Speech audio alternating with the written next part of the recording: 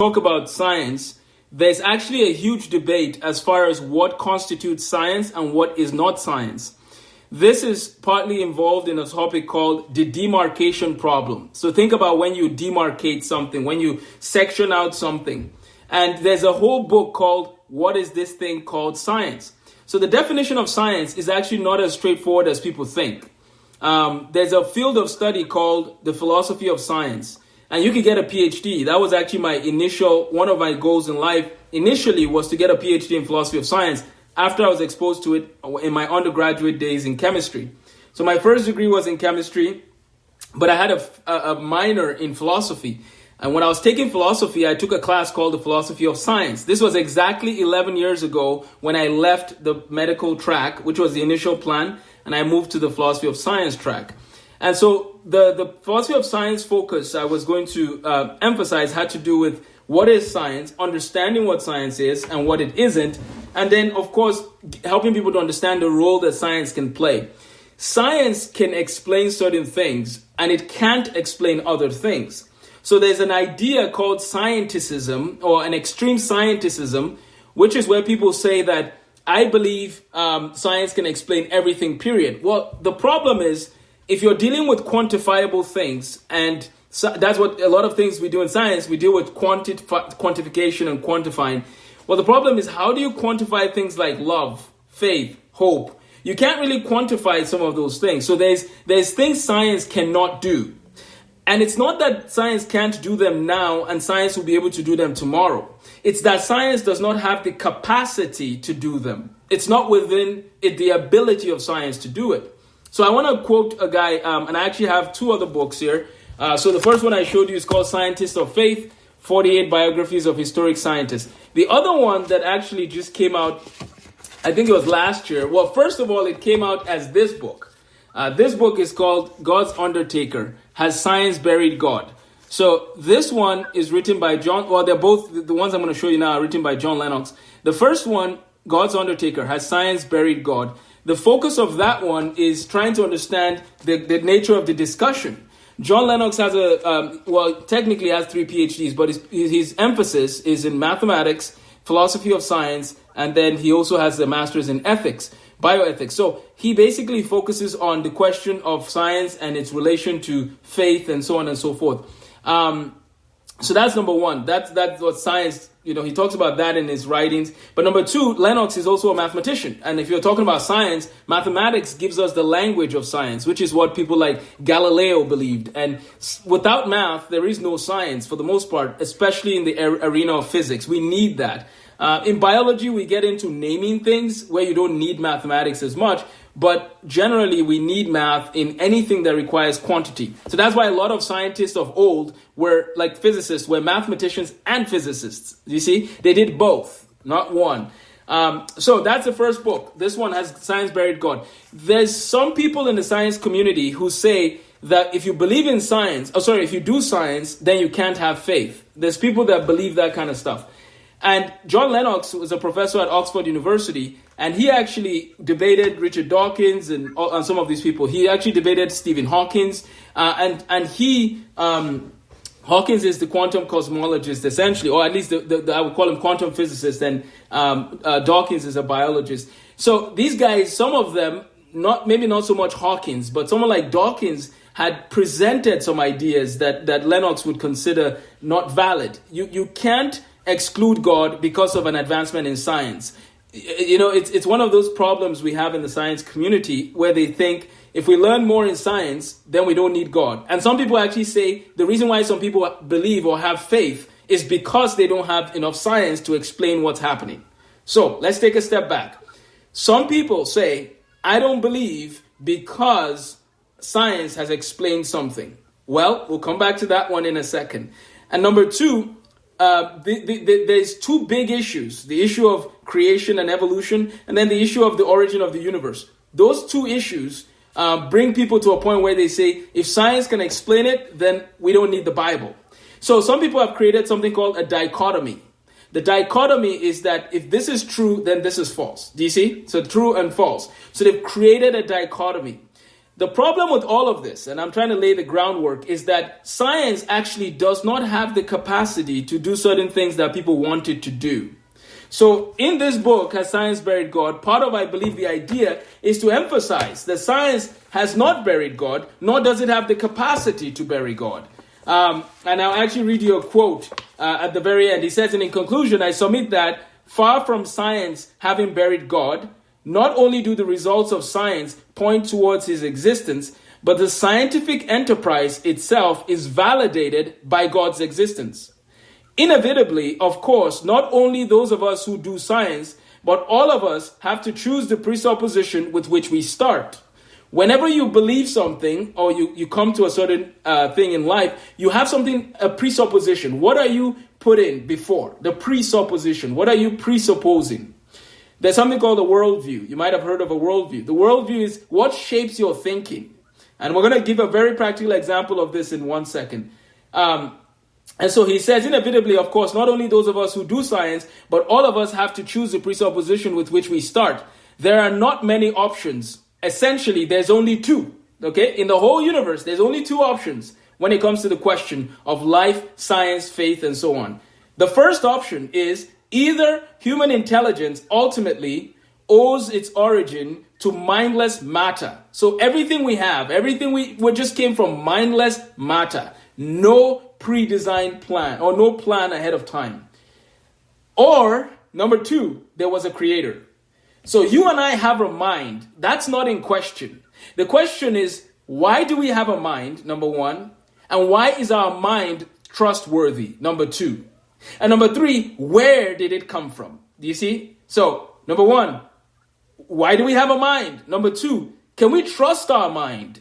Number three, where did our mind come from?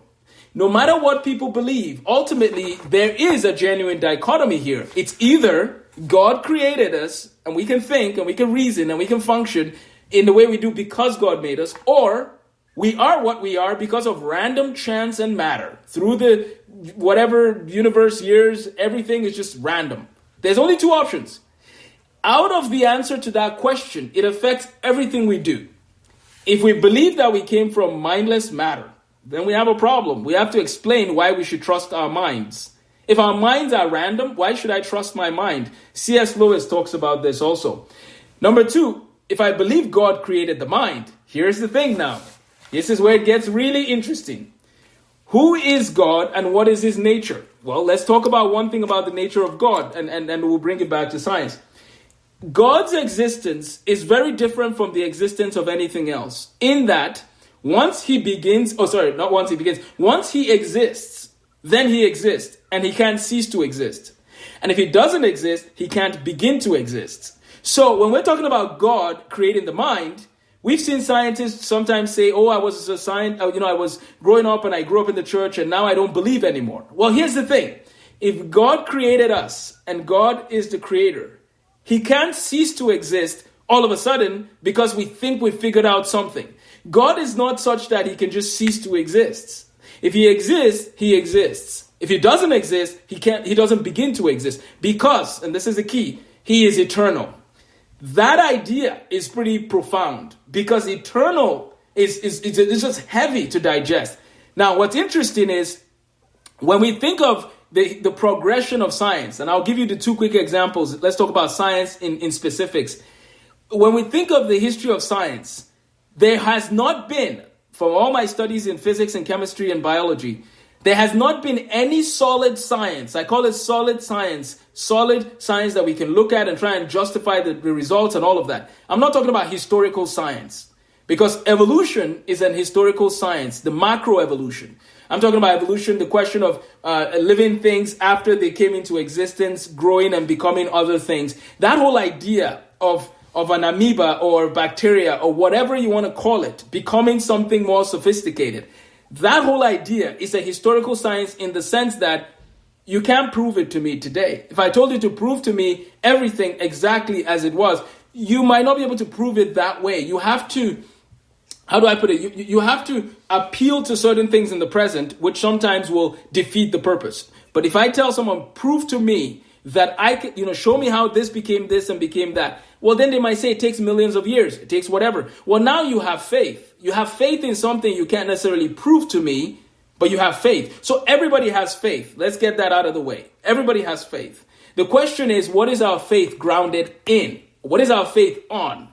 The Christian and the non-Christian, the atheist, the agnostic, they all have faith in certain things they can prove. And of course, Christians, our faith is in God, who has also revealed himself to us. So not only do we have the things that we know about him, he has also revealed himself to us. So that's profound. We have more than just faith in what we've read, but we've also experienced him. So that's something that is very important to keep in mind. But back to the thing I was saying with science, and then I'll take questions, thoughts, comments, objections. The thing about science is, the more we figure out things, look at Albert Einstein, right? In terms of, I'm not talking about his faith life now. Okay, that's a different topic because Einstein is interesting. From my readings, I never read anywhere that Einstein said he was an atheist, for example. I mean, he agreed with the sentence, God does not play dice, but he used those kind of things. It doesn't say anything about whether Einstein is a Christian or this or that. No, as far as I know, I don't read that he was a Christian. But at the same time, I don't see him as someone who was trying to disprove God's existence. His work was huge for us, and it's still huge. But what I find interesting is the more we study Einstein and some of his work, it doesn't negate what the Bible has said about God. It doesn't. So the more we're seeing going deeper in physics, because now we have to distinguish between physics and biology. There's some things in physics that are theoretical, I agree. But a lot of physics that we can quantify, gravitational waves, and we talk about different theories, these do not reject the Bible. They don't go against the Bible. So it's interesting, the more we learn about reality, the more it either lines up with what the Bible says, or the Bible stays true and it doesn't negate the Bible. So that's something to keep in mind. The more we've discovered things, it has not negated things. The question of evolution is, again, a historical science, and we're going to talk about that. It's very funny that this week I was actually thinking about doing a whole series on evolution specifically, and then I'll probably do one in physics. And the idea is to get people to think, like philosophers and scientists, to think about what they believe and why do they believe what they believe. So that first example I was trying to tell you is the more we study things in science, the more we see them aligning to God's word or not coming in conflict with it at the moment, which for me, I just strongly believe down the road, we will see it align. We just haven't gotten deep enough in some of the issues, but they will never contradict his word if his word is truth, because truth never changes, right? Truth remains. And if truth is true, it can't change all of a sudden because of science. So that's number one. Number two, let's talk very practical example. If somebody believes in evolution, then their worldview will affect the data they see in science. Here's what I mean. If you're going out in the field and you see an animal, like a fossil, quote unquote, a fossil that looks like a bird, but it also looks like a reptile. Okay, so it looks like a bird, but it looks like this reptile that has wings. You look at that. If you believe in evolution, you're going to say, wow, look at this transitionary form. Something that went from being this to being this. You will assume that there was a progression from one organism to another if you believe in evolution. However, if you believe in creation, you will look at the same thing and you will think to yourself, look at this organism. It is exactly the way it was designed to be. This is the organism intact as it was intended to be. Now, both of you cannot claim yet, right? I can't claim as a Christian, as a creationist, and they can't claim as an evolutionist yet. We can't claim that as evidence for our side yet. Here's what I mean. Because our worldview affects what we're seeing. The one person was assuming and presupposing that basically organisms change from one organism to the other. That's what they believe. The other person believes God created them distinctly. And there was, of course, some variation that could occur within their species, but not between one thing becoming like a reptile becoming a bird, for example. That's not what we learned from in the Bible. So both people look at the same evidence, but they have two different interpretations. That's very interesting to note.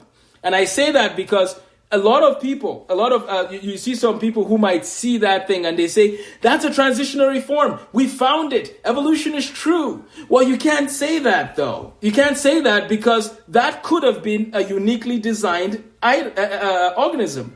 You don't know that yet. we need to do further research. We need to dig in further. And so there's definitely a need for people to have conversations, even with people they don't agree with. I think it's good and healthy for Christians and non-Christians to have conversations about some of these things. Now, from the Christian perspective, I see the evidence points to one direction. It's very clear. The very presence of the mind begs the question, where did the mind come from? Can you get a mind that works from a mindless process? Have we ever seen mindlessness produce intelligence? There used to be times where people thought that the cell was just a very basic thing with nothing sophisticated about it. Fortunately, I should say, people look at it now and say the cell is so complex. People have PhDs and spend 30 years studying the cell. I mean, the cell is so complex, and that's just one cell. So if we used to believe that single cell organisms were just basic things that were not sophisticated, the evidence today is saying the contrary. The evidence today is saying, no, there are way more sophisticated dimensions to the cell. Within the cell, we have factories. We have things that are happening. We have highways and road systems. We have complicated things happening. And then we have DNA. I'll say this and then I'll pause. The DNA is one of the most sophisticated things we've ever seen. Because if you have the wrong set of codes with the DNA, you can easily destroy. I mean, a person with the wrong set of DNA system would lead to a problem sooner than later. But when we look at DNA and the sophistication of DNA, it should tell us there's something going on here.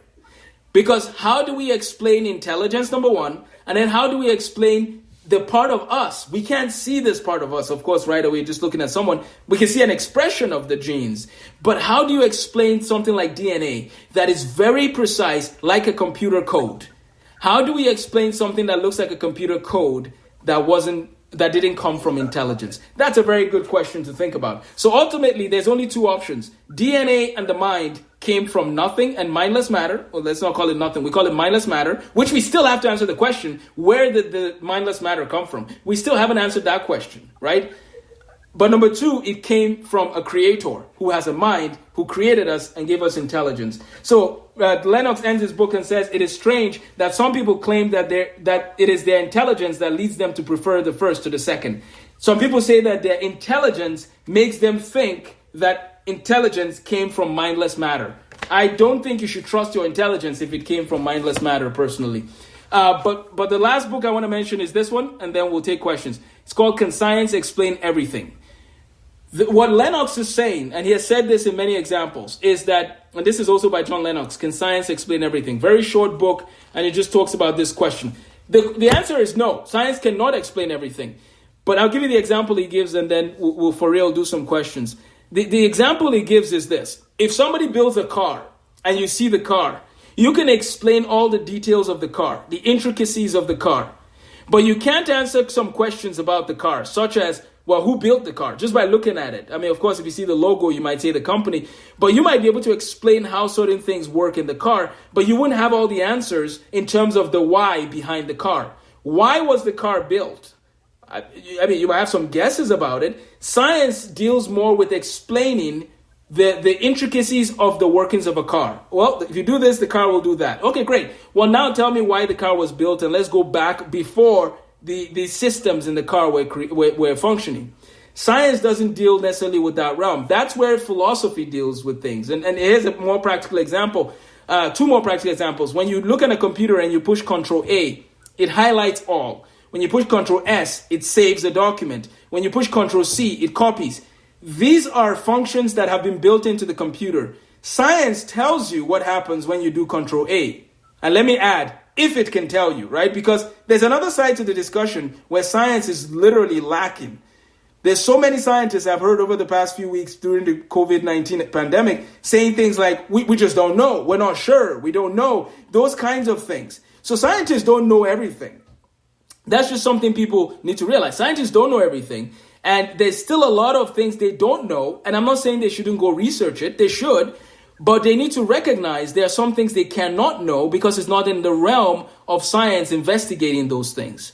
Such as questions about purpose, questions about meaning, questions about morality in most cases. Science cannot answer those. So we take a step back and we see that science does have limits. When we look at the computer analogy, we can see what science can tell us, but it doesn't tell us who programmed the computer. It tells us how the computer works. The last example Mr. Lennox has used in one of his videos is, if somebody bakes a cake and they give it to you, you can tell all the details about the cake. If you went to someone's house, you saw the cake, you could talk about the chemistry, the physics, the biology of the cake. But the question you can't answer from science is you can't answer the question of why the cake was baked. You can tell us everything about the cake, but you can't answer the question of why the cake even exists. Why does the cake exist? And those kinds of questions. Science can tell us everything about the cake, for example, but it can't tell us the question of why it exists and sometimes even who made the cake. That's a lot to chew on to start with, but the point is I want to establish that science has limits, that the mind we have to answer the question of the mind and why we have a mind and why our mind can be trusted. And I believe strongly that scientists as a whole need to be humble and recognize where there's limits and step back. And where they don't know things, they say, I don't know. But they should never try to put science against faith as though science negates faith. When in fact, a lot of people in the history of science were Christians, especially in the fundamentals of science. And that's what we're going to pick up from the next segment of our discussion. But questions, thoughts, comments. So around 2007, I started learning about Ravi Zacharias, who's a Christian apologist. But then I learned about John Lennox, and I think that was partly when he debated Richard Dawkins back in 2000. I think it was around 2007. So he debated a guy called Richard Dawkins, and I watched the debate, which is on YouTube. There's actually multiple debates, but the first main debate was in Alabama, and then they had another debate that I believe that might be on YouTube, which is at Oxford, at the Museum of Science, which I actually went to. I passed by when I went to Oxford. So in 2010, I heard that John Lennox was coming to America. But before he came, I had sent an email to his office just asking if possible, if I could, basically, I would like to keep up with this. Thank you for all the work you do. I sent it on his website. And his secretary replied, and of course was encouraged by the email, I believe. So in 2010, I heard he was coming. So I went to Alabama for the conference. It was a conference, I believe, for a few days. And so I went to the conference, and that was where I met John Lennox for the first time.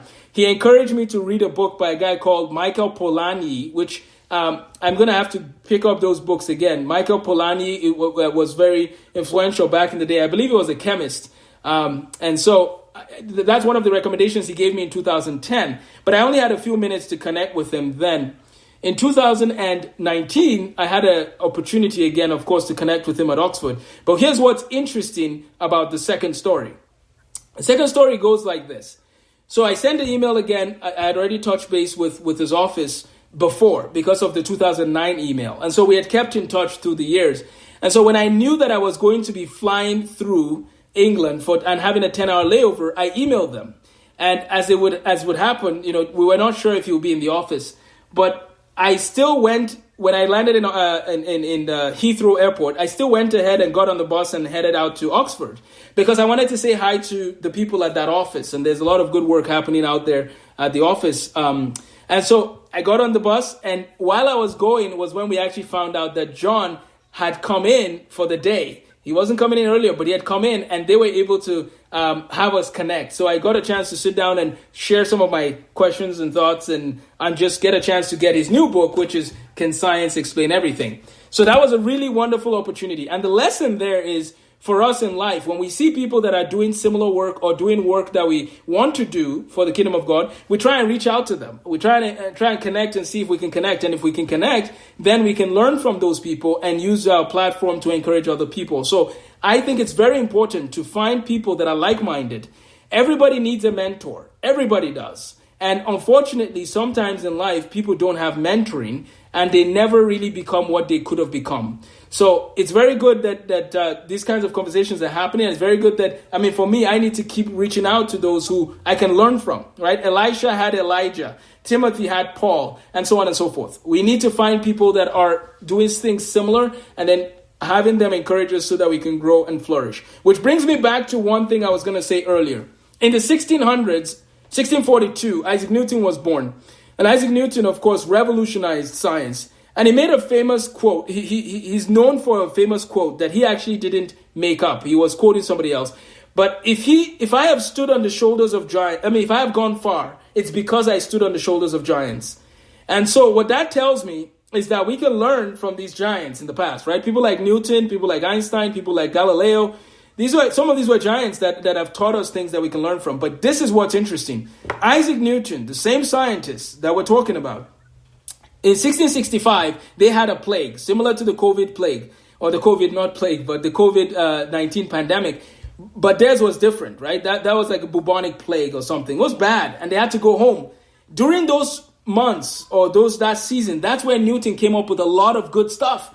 Now, I'm hoping that young people can do that today, but I really don't think that's going to work out because there's too much Netflix and games. So I'm not expecting another calculus to come out this season. But I think that Newton made the most of his time. All of that to say, people like Newton and Euler, they were also people of faith. So not only did they do science, but they also had faith. And so it's one of those things that is interesting, that some people think, if you grow in your science, you don't need faith. The people who gave us the fundamentals of what we do today, a lot of them came on the basis of faith. Here's the basis they had. If God made the world will have certain parameters and certain things that can then be equated and put into mathematical expressions and things that can be tracked. It makes sense because there's a creator. If there's no creator, I shouldn't expect that. Everything is an accident. How can I justify the precision and the intelligibility of the universe independent of a creator? I would have to have a lot of faith to do that because I have never seen it happen outside of the example in question. The only time people have seen, quote unquote, nothing produce something or mindlessness produce a mind is only in the case that they are describing right now, which is how they came to be. But how can you use the case in point to prove the point? You have to use another example, but we don't have another example of mindlessness producing the mind. So as far as science and faith go, the field is interesting. There are people out there who believe, who have faith, and who are scientists. There are people who don't have the Christian faith or don't have any faith. They think, because everybody has faith, but they don't have any sort of religious faith, but they do science. And there are people who don't care either ways. The key is for us to recognize everybody has to answer that question. Why should we trust the mind?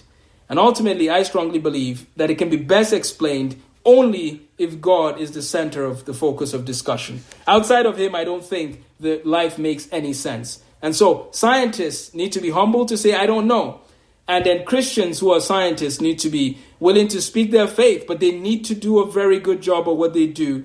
And they need to listen and have good conversations. And if they get persecuted in that sense for what they do, then we trust God and we press on. But we should never give up on being who God made us to be because of some sort of pushback. We should strive to be the best at whatever he has wired us to do. And in the process, encourage others who come after us. So, Dog Acts, Undeniable, great book. I encourage you to check it out after we finish our first chain of books. Let me answer this question. So, if I'm going to a college and I'm a Christian, I believe the Bible is true, I believe in creation, and I'm going to a college and I have professors who don't believe what I believe. Well, I can tell you this. When I took philosophy and so on and so forth, my professor and I did not necessarily agree on everything, but there was a respect for views and I could share my thoughts and my views. But I had to give evidence and backing for a lot of things I was explaining in terms of logical flow of arguments. And if we had to write papers, I tried to use the best knowledge I could, critical thinking and all of that. And it went very well for me. Now, I am aware that there's some classes you write papers and you might feel like you get in trouble. But what I realized is this. It is good to be very aware of knowing when to speak and when to be quiet. But the way that I was able to maybe go through some of the phases I went through was I tried to learn a lot about science and about the material that I was being taught in the classroom. And if there was alternative views, I tried to hear from specialists who agreed with the view that I might be coming with so that I could quote specialists when I was making my claim. Now, the Bible, of course, is the fundamental tool for the Christian. Unfortunately, some of the professors and some people might not take someone who says, the Bible says this, that's why I believe it. But there are many Christians who have written papers about things that you can also quote. And those papers are worth diving into. And if the professor really has a concern, they're going to have to deal with that. Now, in chemistry, in some of these fields of study, the evidence for things are out there. It's not hidden. Now, when you get into the realm of morality and worldview and issues of the gender battle, or the questions about different hot button topics, people might say, well, then you have to find a way to present your case in love and clarity and do what you need to do.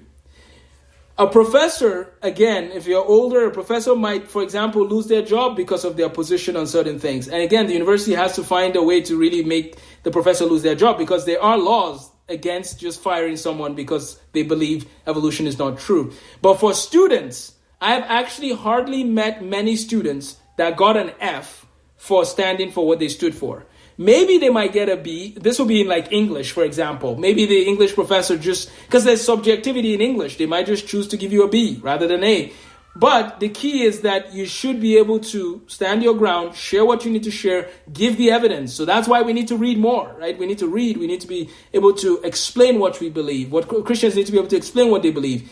And then the professor, no matter what, they cannot fail a person because the person believes otherwise, if the person has answered the question they're asking.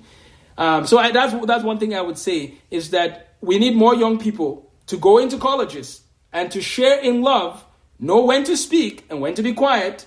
And when it's time to speak, speak in love, share in love. And if you're writing papers, write. You have to be very rigorous and explain what it is you're trying to say using data and all the resources you have. So that's extra work, but it shows the professor that this means a lot to you. This is serious. You're not just here to cause trouble. You really believe these things and you have your homework done. You know what you believe and why you believe it. So we need more Christians, more students to go into college and share their faith as Christians, to tell people, because some people don't even have a clue what Christians believe. And I think that people should go in as ambassadors to share that light in science, in the social sciences, and then find buddies and people that you can team up with to encourage one another when those difficult times come, if they come. But make sure you share in love. That's the key. How you share is sometimes way more important than what you share. And if you share in love, you realize sometimes you might actually build a relationship with people. And so professors will be more willing to listen and hear you out. So I hope that all makes sense. And I really look forward to the next step in our series of science and faith.